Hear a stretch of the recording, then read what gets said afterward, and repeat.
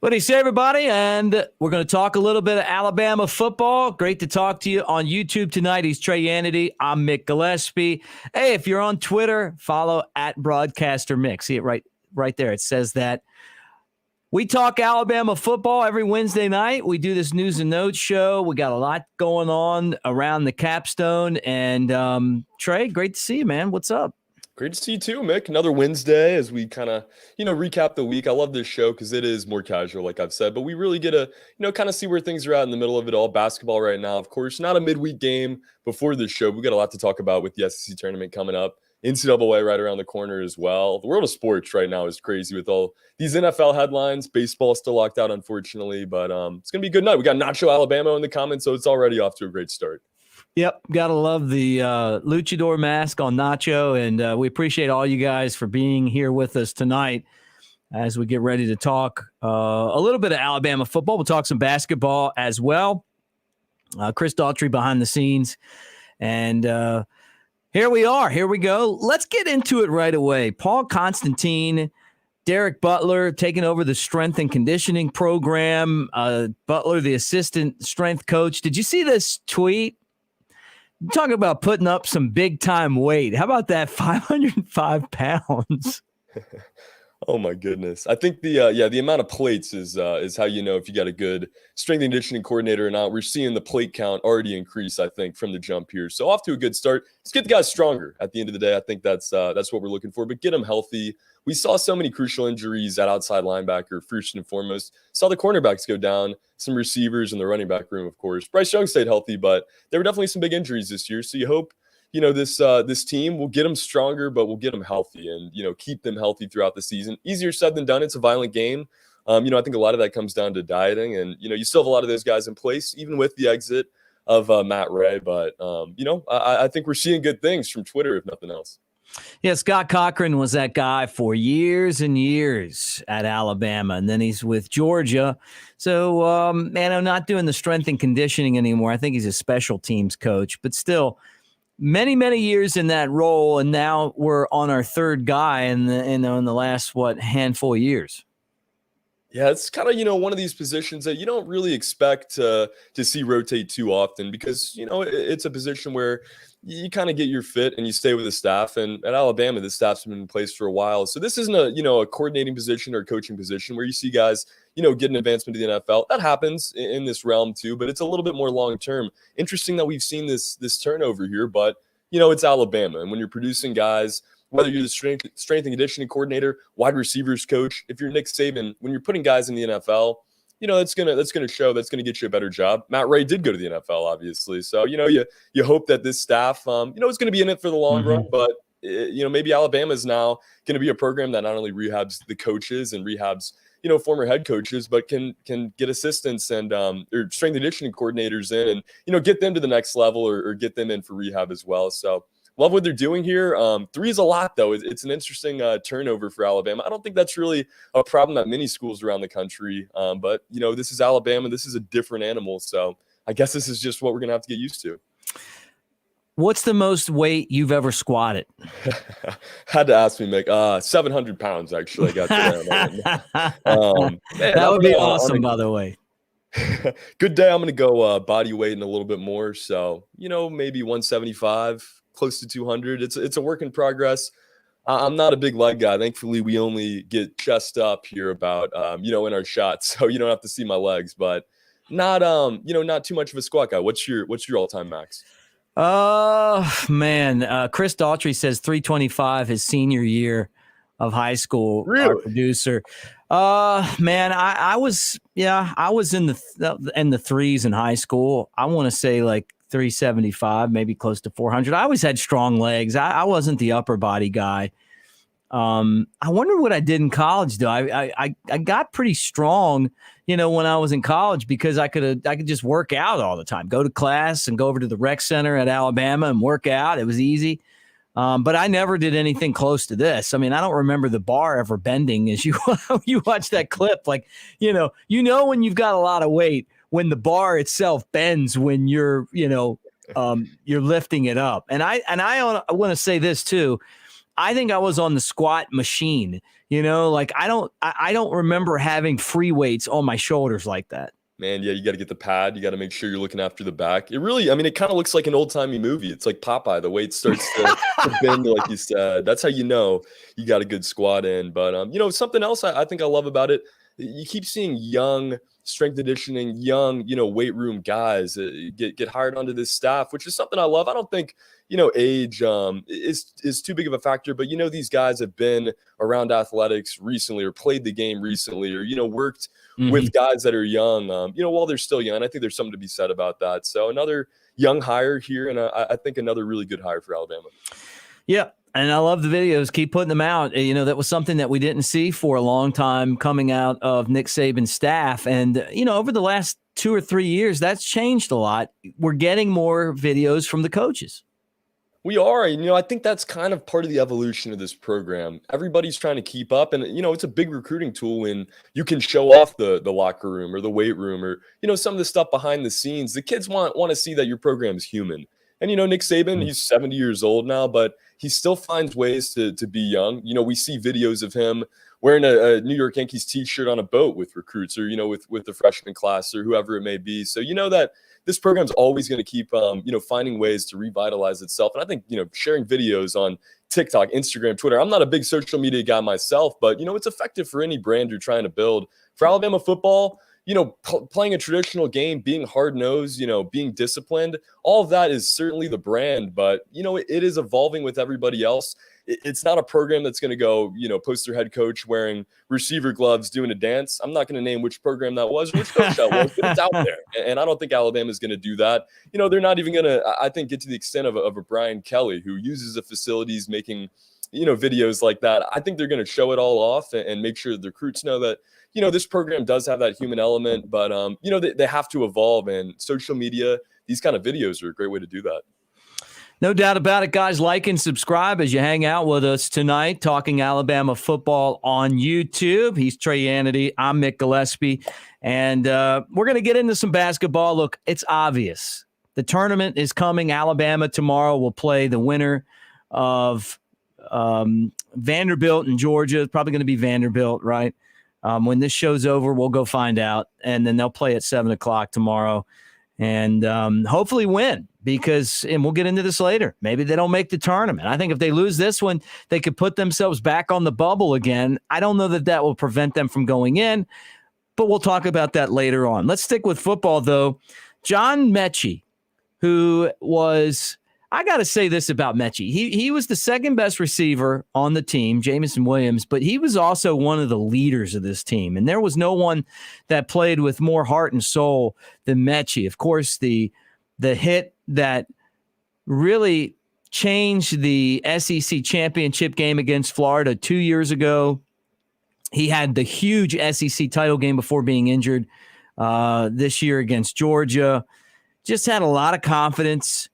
And he says that as he moves on to the NFL, that Ja'Cory Brooks is going to be the next great Alabama wide receiver. I'm with them. We saw it a little bit this season, of course, in some big time moments, but Ja'Cory Brooks has all the things that you want in a college receiver. Kind of reminds you of John Mechie to an extent, but I think his hands are even better, and he's going to use his size a little bit better too, a little bigger. I think he's only going to continue to do that, but not just Ja'Cory Brooks. Look at this receiving core, this young receiving core in general. I think they're going to, really spread it out here. I think we're going to see a Jai Hall get activated this season. We're not going to have to see his mean tweets anymore. And, we're going to see guys like JoJo Earl get in the mix. And even some of these younger guys, the Kobe Prentice, the Kendrick Laws, every receiver on this team at least is pretty much under the age of 19 or at that. Jermaine Burton, of course, big transfer to get. You add some veteran experience to this group, but overall, this is a young receiving core and not one that, had a bunch of guys come out and emerge last season. It's still wide open. We saw Jamison Williams go crazy. The guy that made those comments, John Mechie, had a, solid season up until his injury. They were kind of the 1-2 punch. You had Slade Bolden there too. Got to see a little bit of these guys. Ja'Cory Brooks, maybe a little bit more than the other. C7, making maybe one of the biggest plays of the entire season there at Auburn. But we still don't really know exactly what we're going to get out of this group. And I think their ceiling is maybe even higher than people are expecting.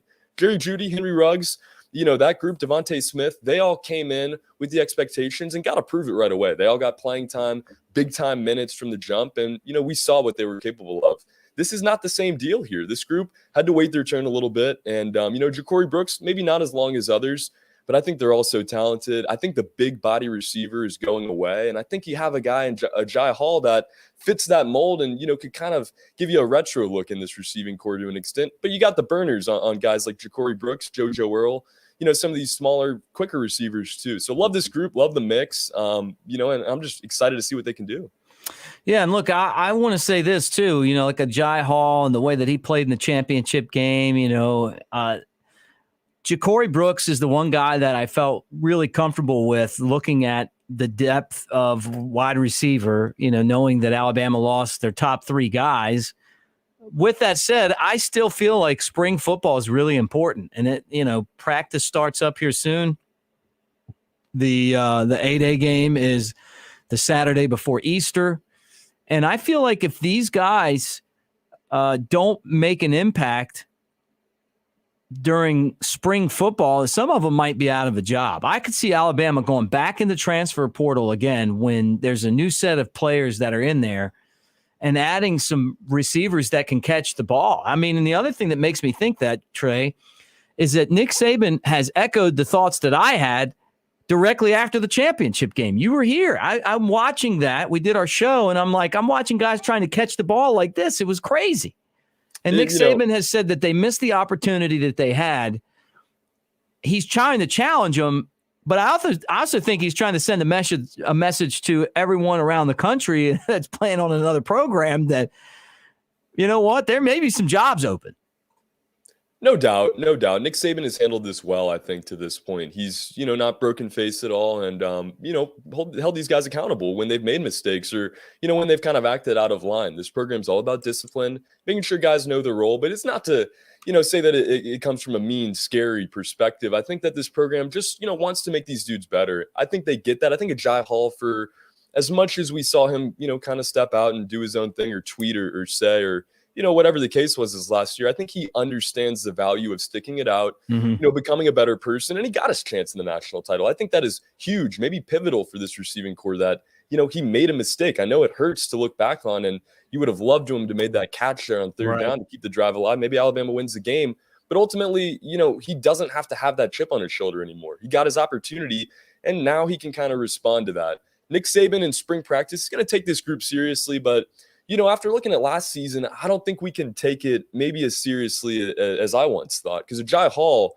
went crazy in that game, had the best performance of anybody on offense, maybe, could have been named the MVP of that game, did things that, dropped your jaw, made him look like an NFL receiver in that game. But, we didn't see him start when the season came. We didn't see him get any more reps than a JoJo Earl or Ja'Cory Brooks. And so, I don't question how important the spring is for these guys to separate themselves. But I think the most important thing for the spring is just finding a way to get the fundamentals down, finding a way to get comfortable with the program. And then, once you get to the fall, that's the dogfight.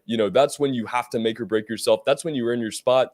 Roster-wise, like you said, perhaps, maybe the guys at the bottom of this core, the guys that we're not even talking about right now are competing for these positions. And maybe there are going to be some transfers. Right. Maybe there's some guys transferring in.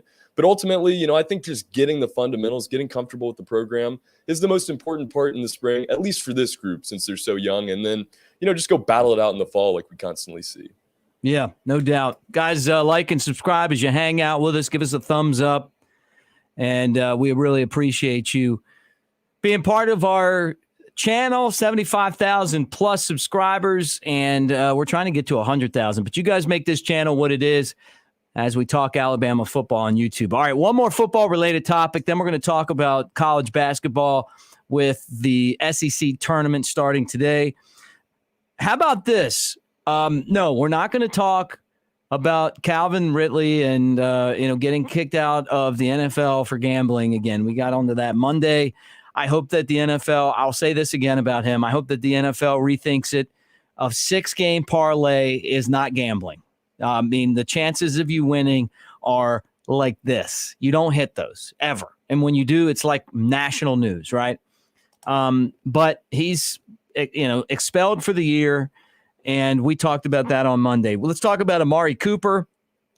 with the Cowboys. He's had a great NFL career. Started with the Raiders, traded to the Cowboys. Since he's been in Dallas, he's been fantastic. And apparently he's either going to be released or traded. And one of the teams that is in the mix for him, we're hearing, is New England. And how Alabama would that be with Mac, Damian Harris? I mean, the list goes on and on. I think he'd fit in well there.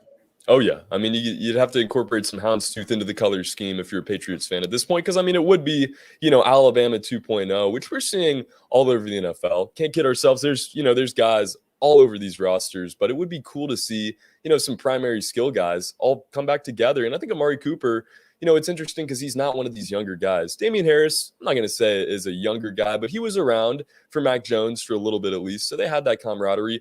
Amari Cooper, could really come in and give you a different element. He's a veteran in the league at this point. And, from what I heard in Dallas, it wasn't a great relationship, not great chemistry in that receiver room. CeeDee Lamb, Dak Prescott, Amari didn't get along super well near the end. So I think a move to a place like New England where you have a young quarterback, a coach that's going to make sure everybody's, disciplined in place, it could be a really good thing for Amari Cooper. Maybe he's not trying to go to a cold city after playing in the South for his entire career. You see a lot of these veteran guys, go to the Miamis or maybe go to California or something like that. But, if he's trying to reboot the career and, go chase a ring potentially, New England could be a great fit, and you're with other Bama guys. It would be so cool to see Mac Jones, Damian Harris, Amari Cooper all on the same team every Sunday. And, from what we heard at the Combine, New England is really interested in getting offensive linemen and protecting Mac Jones, kind of building the team around him. So, the sky's the limit with these three guys. And, hopefully Amari teams up with them. But, we're seeing it. Jalen Waddle and Tua in Miami. We're seeing Bama guys team up all over, and right. A lot of success with these guys so far. Well, the other team that's being talked about is Miami. He could go down there and play with Tua, and that would be cool. Him and Waddle and Tua all on the same team. I find myself already kind of pulling for Miami. I've told you that, and I'm a Ravens fan. Ozzie Newsome was the GM for years. They always have had Alabama players on all these great teams, including their Super Bowl champions. But you know what? Like Miami, Tua's my guy. I love watching them. They got a new coach. He seems like he's going to be more in tune with Tua's personality and, and maybe not all the craziness that took place there. And then maybe adding Amari Cooper would kind of just push me over the top. Maybe I say, hey, forget you, Ravens. I'm going with the Dolphins. You can't turn on the Ravens now. Like, that's a hometown team. Can't do it. You're already a Cubs fan. I'll give you that one. But no, you got to stick with the Ravens. But I'm with you. I mean, it's a fun team to watch. Going to be a fun team to follow. Mike Gesicki's another guy that's kind of making his rise in the NFL at tight end there. So it's going to be a really fun offense to watch. And, this is a team that started out, I think it was 0-5, 0-6, and then went on and, won their next 6-7 games. So they've seen the highs and lows. And I think Tua is healthy now. He's, a little bit more comfortable, got a new coach that trusts in him and has his number one wide receiver from college back on his team now, which we obviously saw what they could do in year number one. So I love it all the way around. I might jump on the bandwagon. I haven't, been too strict to a team. My buddy Mitchell back home is a diehard Cleveland Browns fan. I saw him suffer for years on end. So I decided I'd help him out and jump on the bandwagon for this season. But I'm a free agent as far as the fandom goes again. So maybe the Dolphins. I'm with you. All right. Where do you think he's going to go? Make a prediction. I would see New England over Miami because, I think just the structure there is a little bit more appealing to Amari Cooper. But I think either or at this point, would be a good fit. And with all the craziness going on and, this age of social media and everything else, who knows what is actually going on in his mind at this point. The conversations he's having, could be with several other teams too. So we'll just have to wait and see. But I'm going to say New England. A lot of NFL news this week, and I know it's unrelated to Alabama, but you don't see marquee Super Bowl winning quarterbacks traded hardly ever, right? And when Russell Wilson was traded to the Denver Broncos, he'll be playing with Jerry Jeudy, obviously. It's a big move right there, but they had to give up a lot to get him. It's big. I think Seattle won this trade. I don't know how you feel about it. You get Noah Fant, an NFL-ready player to come into the league right away. You have Drew Lock. He's not been great, but he is at least an NFL experienced quarterback. 2-3 seasons now and can fill in for a little bit. And then you get 2 first-round picks, 2 fifth-round picks. I love this deal for Seattle just for one player. I know Russ is great, but it wasn't working out. Start the rebuild now. Good for both parties, and I think it's good for Jerry Jeudy too, if he can be healthy. But I like it. I like this trade. Yep. Well, the formula for the Broncos was they got Peyton Manning right at the end of his career, Super Bowl. Then they had John Elway, the entire John Elway time, but it was at the end of his career. He won 2 Super Bowls. So I'm not saying that we're there quite yet, but it is really interesting to think that, Russell Wilson's going to be in a new uniform, and that also turns the AFC West into just an absolute dogfight out there. I mean, you're talking about some really good teams and quarterbacks. Patrick Mahomes with Kansas City, right? The Raiders made the playoffs last year with Derek Carr. And then you get this guy. Justin Herbert too, and Justin Herbert with the Chargers. Yeah, I mean it's a pretty tough division. Oh yeah, no doubt. The NFL in general, I love how much parity there is right now. This season, Tom Brady wasn't in the Super Bowl. Patrick Mahomes was not in the Super Bowl. We saw the Bengals play in the Super Bowl this season. So keep it up, NFL. I think it's only great for the sport. In baseball, I'd like to see a little bit more of it, but the NFL is really doing a nice job. The Bengals, yep. All right. That's what if you're in Cincinnati, then I'm sure somebody watching knows it's the Bengals. I come the Bengals. All right, let's talk some hoops. The SEC tournament is in swing now. The games tonight, Ole Miss and Missouri, and then Georgia and Vandy. Alabama will play the winner of Georgia and Vanderbilt. It would be an enormous upset for Georgia, who won just 6 games this year and won in the SEC, which, by the way, that one was against Alabama, unfortunately. But Alabama plays the winner of that tomorrow. We're underway, the SEC tournament. Bama won it last year. Yeah, this is going to be a fun tournament. I like how this bracket works out, not necessarily for Alabama, because, Kentucky is the second-round matchup, which could be fun, if you can find a way to get a win there. But that's a tall task. I think even in this first round for Alabama, the second round of the tournament, it's going to be a dogfight. Scottie Pippen Jr., if it is Vanderbilt, looked really good in round number 1. And, Georgia beat Alabama. And, I think there's something to be said about this Bulldogs team. They've only won 6 games. They've looked terrible at times, but they get really good guard play. And, they have quality wins. They beat Memphis, who's turned it around. They have 3 of the best players in the country. So, they could put up a fight tonight. But I'm with you. I think it's going to be Vanderbilt for Alabama in this first round. And I think that this is a good matchup again, because you went on and beat them on the road. You know how to beat this team. And I don't think Scottie Pippen Jr. is going to be shooting, 34 free throws in round number 2 here with Alabama. And, just drawing the amount of fouls, the stoppages that we saw. Alabama likes to run fast. Vanderbilt's a tough matchup because they slow the game down like we saw in their first matchup. But, I love either matchup for Alabama, because if it's Georgia, they get a chance for revenge against a team that has been very poor this season. So either way, you've played both teams on the road, which is a big deal because you know how to beat them. Maybe you don't know how to beat Georgia on the road necessarily, but you know how to compete with these teams in a tough environment. What's a neutral court? And then, you just do what you can against Kentucky. This Alabama team has obviously some issues, but they potentially have good guard play. They turn the ball over way, way, way too much. But when they play their best basketball, we've seen it. There's no one that they can't beat. If they lose tomorrow, are they on the bubble? No, they're not. They're in. They're 100% in my opinion. You just can't. You can't have a season like this and not get into the tournament. I don't know many teams that, have beat 3 of the previous year's Final Four. And, there's turnover at times, but we know how good this Gonzaga team is. We know how good Baylor is. Hey, South Dakota State just won their conference last night. That was a great win in the early season. Louisiana Tech's on their way to do the same thing. This team has impeccable wins. They have some bad losses. They have terrible losses. Mm-hmm. If you could go back and change Missouri, Georgia, Davidson, some of these other games, Iona in the early season, of course, you have to find a way to get more energy in those games. But when they've looked like the team we've expected, when they've come out and brought the energy, showed the confidence, they're unbeatable. I think the biggest false narrative this season was the fact that this team can't shoot the 3-pointer, the fact that this team can't score the ball. The scoring was never a problem, in my opinion. This team went on droughts, big scoring droughts at times.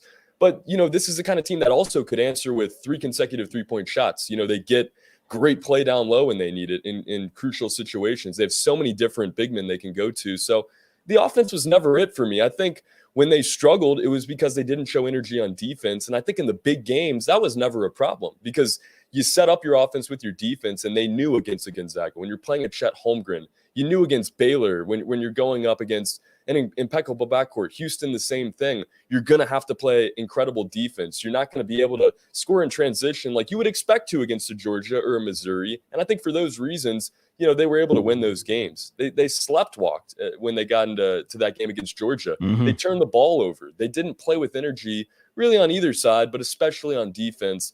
For the SEC tournament, for the NCAA tournament, they're not going to have a problem with that, in my opinion, because these games just matter so much. They took those other games seriously, but you could tell from the jump, their heads weren't in it, and I don't think I can blame them. These kids are 18, 19, 20. This is a young team, so at this point, I think they're in a good position. They got hot late. They lost these last two games, but, you love the run there in the last month, and you just hope they can keep that going into the tournament, into the NCAA tournament too. Love J.D. Davidson's athleticism, his ability to, take the ball down court, get to the basket. When he scores and he doesn't turn the ball over, Alabama has a chance to make a run and beat anyone. The problem is that his play has been so inconsistent this year that they live and die by him. And I think that's also the nature of the type of player he is. I mean, he's potentially a superstar. He's not there yet. I mean, he's got a lot of work to do, but it's not Quinterly. It's not Shackelford. It's not Keon Ellis. It's this guy right here. I feel like when he's doing his thing and making good passes and directing traffic and setting the other guys up and then scoring on top of it without the turnovers, Alabama has a chance to make a run. I was texting one of my good friends tonight, Ben George, who's a huge Bama basketball guy. And he's like, out first round, Sweet 16. There's just no telling with this team at all. But maybe they're this year's UCLA. Yeah, I mean, that's, that would be an ideal situation, but why not with this team? They were UCLA in December when they beat Gonzaga. They were UCLA when they beat Baylor in January. They're UCLA, even against a team like Houston. They've been that team this season at times, and, they crept into the top 10 this season. I don't know if they really took that to heart and let that get to their head. I'm not going to say that was ever the narrative with this team, but, being the underdog hasn't been the worst thing in the world for this group. They're going to have to be an underdog the rest of the SEC tournament after the first round. If they get there, they're probably going to have to be an underdog, after round number 1, 2 in the NCAA tournament. And they've proven they can win, under those circumstances. J.D. Davidson is the kind of guy that, when he doesn't turn over the ball, he looks like he could play in the NBA right now. And I think, this wasn't a surprise that we saw some of these really elementary mistakes. We see him turn over the ball. We see him do things that are just a little too excess on offense at times. And I think that's because, he didn't go to an IMG academy. He didn't go to a Mater Day. He didn't go to a top school in the country. He went to a small school where, he was 95% of the offense on every night. Right. He wasn't passing the ball all over the floor. He wasn't setting up an offense or, being the guy that the offense is set up for. He was everything for his team at Letahatchee. So, for him to make this transition, I knew we would see this kind of slow period of turnovers and, times where he tries to do a little too much, but I think he's adjusting. I think he's making better decisions. And at the end of the day, you can't teach what he does with the way he jumps and the way he passes the ball at times. That's stuff that, only NBA guys can do. Some of it needs to be cleaned up, of course, but you have a superstar in your team. Maybe he's not there yet, but this is a guy that's going to make a lot of money playing the game. These guys have definitely frustrated Nate Oates. And we post the press conferences after every game. And throughout the season, you can almost feel Nate getting more frustrated as this thing's gone on. As he should. I mean, when you go out and you watch your team beat Gonzaga, after that, you should expect to beat everybody else you play. And I know it's, the kind of schedule where you don't really get a night off. You don't have a game where you can kind of sleepwalk a little bit and still get a victory. This league is incredibly difficult this season. Their non-conference is the hardest in the country. We talked about it the other night. They didn't play a quad 4 team, so there was never an opportunity for them to catch their breath, reset. The film sessions look similar because it's, it's a really competitive level of basketball for everybody they're playing. This wasn't the schedule that was going to, make them look glorious. This wasn't a Gonzaga type schedule. They weren't going to have 2, 3, 4 losses. We didn't expect them to lose to Georgia or Missouri Right. or, some of these schools. That shouldn't have been their losses, but we expected them to, look like they would have 7, 8 losses at this point in the season. They ran that a little bit over, but this schedule made this team battle tested. I think prepared them for this tournament. If they make a run, I think you can look back and point to some of these losses and say, well, they got a lot better after Davidson. They didn't, miss as many free throws. They didn't put the other team at the free throw line as much. There's anomalies throughout the year, but overall, they've adjusted to their mistakes. They've made some big ones. Nate Oates can be as frustrated as he wants, but your team is in the tournament. And I think after that Baylor win, when it was almost the consensus that this isn't a bubble team anymore, this team is in for sure, you saw that stress kind of go away a little bit. And I think the frustration comes from the mistakes more than the values of winning or losing the game. Because this team knew they were in. It was just about getting the team correct for this time of the season. Are they there? We'll see tomorrow. We'll see these next couple of weeks. But, you hope at this point with the nature of their schedule, they're prepared to play these games. Well, Trey, that does it for me, at least my questions. Is there anything else that you think that I should have asked you before we close up shop tonight? I might subtract the squat question if I'm going to be honest. But you can't take a question away. You got to add a question. Maybe we could replace it with my tricep abilities. I've been getting the triceps incredibly right at the Planet Fitness here in Tuscaloosa. Oh my goodness! Well, I'd be proud. I mean, not everyone has strong legs. I mean, No. like none of us are doing 600 pounds bending the bar over our back as we we do squats here. I mean, come on. We'll get there. If you guys got any good leg routines, squat routines, drop it in the comments section because we're always trying to get better here. But yeah, man, it's been another fun show. I think we're going to know a lot more about where basketball stands and, some of these NFL guys too the next time we meet. But, it's another crazy week in sports. Maybe not football quite yet. Friday is really the first day we get to see them in spring practice and hear from Coach Saban and all of that. But, for now, we're just kind of waiting and anticipating all of it. No doubt. Well, that does it for us, guys. Make sure you like and subscribe, hit the thumbs up, share. We appreciate you being here with us tonight for our Wednesday SEC News and Notes. Bama plays tomorrow, and hopefully they take care of business. I think one win erases any doubt that they could put themselves in a spot where they don't make the NCAA tournament, and the tournament's a lot more fun when you got Bama in the bracket. So we'll be keeping an eye on that. Any recruiting news, Andrew Bone will have you covered. Of course, Kyle Henderson, Trey Yanity, Chris Daughtry, and myself also here. We'll be back on Monday, 6 o'clock with Monday Night Quarterback, and we will talk to you guys then. Thanks for watching. And for Chris and Trey, I'm Mick Gillispie. Roll Tide, everybody. We'll talk to you again on Monday at 6 o'clock. Good night.